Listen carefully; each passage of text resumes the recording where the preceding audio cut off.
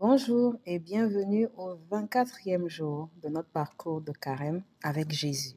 Aujourd'hui, nous lisons Jean 10, versets 1 à 21. Jésus dit, « Oui, je vous le déclare, c'est la vérité. Celui qui n'entre pas par la porte dans l'enclos des brebis, mais qui passe par-dessus le mur à un autre endroit, celui-là est un voleur, un brigand. Mais celui qui entre par la porte est le berger des brebis. Le gardien, lui, ouvre la porte et les brebis écoutent sa voix. Il appelle ses brebis, chacune par son nom, et les mène dehors. Quand il les a toutes fait sortir, il marche devant elles et les brebis le suivent, parce qu'elles connaissent sa voix. Mais elles ne suivront pas un inconnu. Au contraire, elles fuiront loin de lui, parce qu'elles ne connaissent pas sa voix. Jésus leur raconta cette parabole, mais ses auditeurs ne comprirent pas ce qu'il voulait dire. Jésus dit encore, « Oui, je vous le déclare, c'est la vérité. Je suis la porte de l'enclos des brebis. Tous ceux qui sont venus avant moi sont des voleurs, des brigands, mais les brebis ne les ont pas écoutés. Je suis la porte. Celui qui entre en passant par moi sera sauvé. Il pourra entrer et sortir, et il trouvera sa nourriture. Le voleur vient uniquement pour voler, tuer et détruire. Moi, je suis venu pour que les humains aient la vie et l'aient en abondance. Je suis le bon berger. Le bon berger est prêt à donner sa vie pour ses brebis. L'homme qui ne travaille que pour de l'argent n'est pas vraiment le berger. Les brebis ne lui appartiennent pas. Il les abandonne et s'enfuit quand il voit venir le loup. Alors le loup se jette sur les brebis et disperse le troupeau. Voilà ce qui arrive parce que cet homme ne travaille que pour de l'argent et ne se soucie pas des brebis. Je suis le bon berger. Je connais mes brebis et elles me connaissent. De même que le Père me connaît et que je connais le Père, et je donne ma vie pour mes brebis. J'ai encore d'autres brebis qui ne sont pas dans cet enclos. Je dois aussi les conduire. Elles écouteront ma voix et elles deviendront un seul troupeau avec un seul berger. Le Père m'aime parce que je donne ma vie pour ensuite l'obtenir à nouveau. Personne ne me prend la vie, mais je la donne volontairement. J'ai le pouvoir de la donner et j'ai le pouvoir de l'obtenir à nouveau. Cela correspond à l'ordre que mon Père m'a donné. Les Juifs furent de nouveau divisés à cause de ces paroles. Beaucoup d'entre eux disaient, « Il est possédé d'un esprit mauvais. Il est fou. Pourquoi l'écoutez-vous » D'autres disaient, « Un possédé ne parle pas ainsi. Un esprit mauvais peut-il rendre la vue aux aveugles ?» Parole du Seigneur. Les brebis écoutent sa voix. Il appelle ses brebis chacune par son nom et les mène dehors. Elles ne suivront pas un inconnu. Au contraire, elles fuiront loin de lui parce qu'elles ne connaissent pas sa voix. Merci Seigneur pour ce beau passage. Esprit Saint, viens nous enseigner. La marche vers la Pâque est une marche solitaire et aussi communautaire. L'idée des brebis qui écoutent la voix du berger parce qu'elle les appelle chacune par son nom. Je me dis, on a souvent cette idée de l'absence de Dieu, alors que Dieu est partout, il est omniprésent. Cela veut dire que le Seigneur nous parle constamment à longueur de journée. Mais quand quelqu'un parle, il doit avoir une oreille pour écouter ou pour entendre.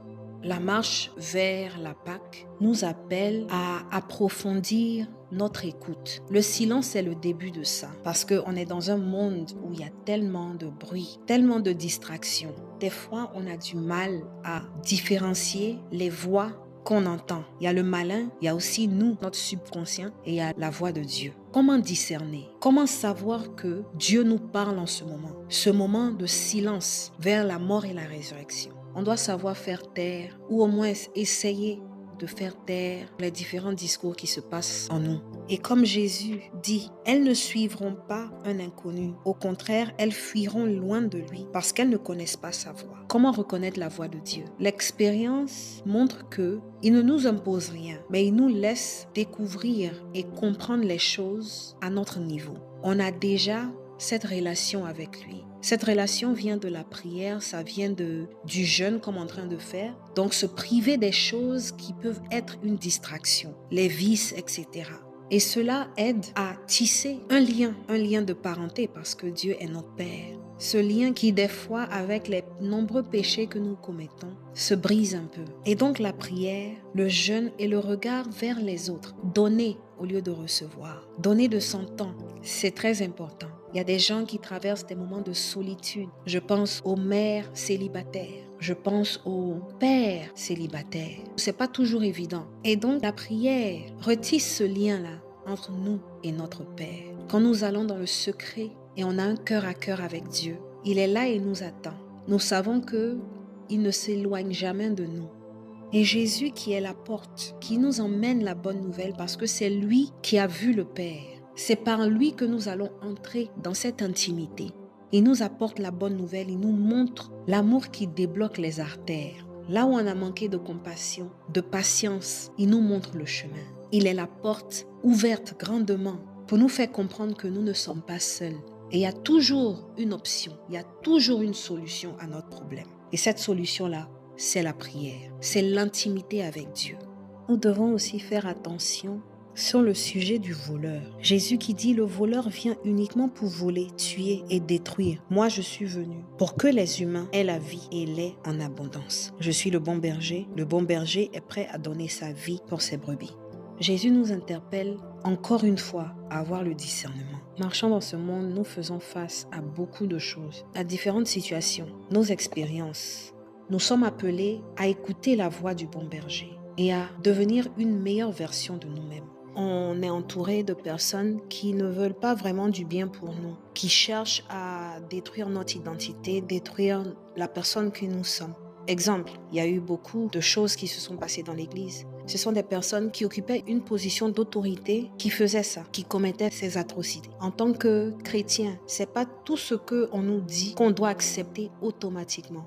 On sait que l'esprit est un. Ça veut dire que s'il y a un message ou s'il y a quelque chose que je dois faire, que Dieu veut que je fasse, si une telle personne vient et me dit exactement la même chose, là, ok, je vais dire ok, je sais que c'est Dieu qui veut que je fasse ça. Il y a un passage de la Bible qui dit: Dieu demande notre obéissance plus que notre sacrifice. Et ce passage-là a plusieurs fois été utilisé à des gains personnels.